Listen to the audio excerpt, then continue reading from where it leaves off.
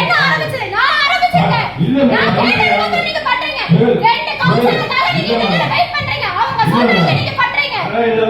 இல்ல சார். தென்காசி மாவட்டம் சங்கரன் கோவில் நகராட்சி தலைவரா திமுகவை சேர்ந்த உமா மகேஸ்வரி இருந்தாங்க.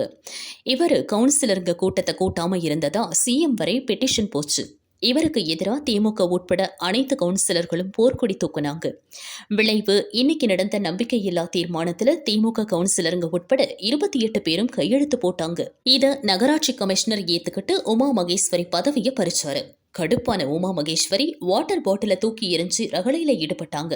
எது எப்படியோ அக்கா உமா மகேஸ்வரி பதவியை கவுத்துட்டோம்ல மக்கா என திமுக கவுன்சிலருங்க மகிழ்ச்சியின் உச்சிக்கே போனாங்க.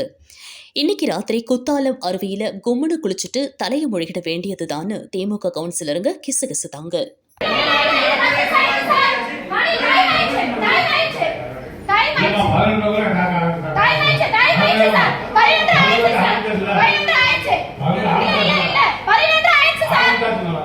என்ன ஆரம்பிச்சது? நான் ஆரம்பிச்சிருக்கேன்.